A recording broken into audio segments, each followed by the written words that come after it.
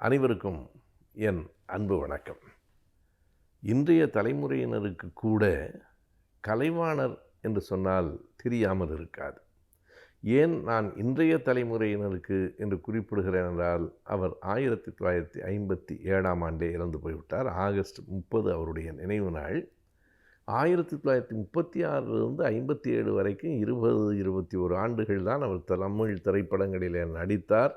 ஆனால் அந்த 20 ஆண்டுகளில் அவர் நடித்த படங்கள் இன்றைக்கும் பேசப்படுகின்றனவாக, இன்றைக்கும் அவருடைய நகைச்சுவை மக்களால் அறியப்படுகின்ற ஒன்றாக இருக்கிறது. எனவே தான் கலைவாணர் என்றால் இன்றைக்கு இருக்கிற இளைஞர்களுக்கு கூட தெரியும்.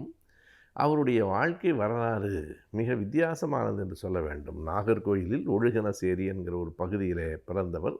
அவருடைய பெயர் கிருஷ்ணன், பிறகு என்எஸ் கிருஷ்ணன், பிறகு கலைவாணர் என்எஸ் கிருஷ்ணன், எல்லாம் மறைந்து கலைவாணர் என்றால் தான் எல்லோருக்கும் தெரியும் என்கிற நிலை. அவர் மிகவும் துயரமான வறுமை நிறைந்த ஒரு குடும்பத்திலே பிறந்தவர். அங்கே டென்னிஸ் விளையாடுகிறவர்களுக்கு ஓடிப்போய் அந்த பந்துகளை பொறுக்கி போட்டு கொண்டிருந்த ஒரு சிறுவன். அதற்கு பிறகு திரைப்படங்களில் நாடகங்களில் நடிக்க வேண்டும் என்கிற ஒரு தீராத ஆசையில் நாடக கம்பெனிகளுக்கு வந்தார். வாய்ப்பு கிடைக்கவில்லை. நாடகங்கள் நடக்கிற போது இடையில் ஒரு சோடா விற்கிற பையனாகத்தான் கலைவாணர் இருந்தார். பிறகு ஏதோ ஒரு நாடகத்தில் ஒரு வாய்ப்பு கிடைத்தது. அவனுடைய திறமை, அடடா இந்த பையன் நல்லா நடிக்கிறானே என்று பார்க்கிறவர்களை வியக்க வைத்தது. பிறகு அவராகவே வில்லுப்பாட்டு கலையை கற்றுக்கொண்டார். அதிலும் புகழ் பெற்றார். அதற்கு பின்னால் தான் ஒரு நாடக குழுவில் ஒரு குறிப்பிடத்தக்க இவருக்கு இந்த வேடம் பொருந்தும் என்று கருதி பார்க்கிறவர்களுக்கு அந்த வேடம் நெஞ்சிலே நிற்கிற இடத்துக்கு வந்தார். வளர்ந்ததற்கு பிறகு தானே ஒரு நாடக கம்பெனியை நடத்தினார். எல்லாவற்றையும் தாண்டி திரை உலகிற்கு வந்தார். திரைப்படங்களை தயாரிக்கிற அளவுக்கு தயாரிப்பாளராகவும் மாறினார். 2 படங்களை அவரே இயக்கினார். பணம் என்று ஒரு படம், இன்னொரு படம், 2ஐயும் அவரே இயக்கினார். 1936ஆம் ஆண்டு சதி லீலாவதி என்கிற ஒரு படத்தில் ஒரு சின்ன வேடத்தில் கலைவாணர் தோன்றினார். அந்த சதி லீலாவதி என்கிற படம் தமிழ் திரைப்பட வரலாற்றில் குறிக்கத்தக்க ஒன்று. காரணம், அந்த படம்தான் எம்ஜிஆர் என்பதெல்லாம் பின்னால் ராமச்சந்தர் என்கிற ஒரு நடிகரை அறிமுகப்படுத்தியது. பாலையா என்கிற ஒரு நடிகரை, கலைவாணரை, இப்படி பல புகழ்பெற்ற நடிகர்களை அந்த படம்தான் அறிமுகப்படுத்தியது. அது 1936. அதற்கு பின்னால் அவர் திரை உலகில் கலைவாணர் இல்லாத படங்களே இல்லை என்கிற அளவுக்கு புகழ் பெற்றவராக இருந்தார்.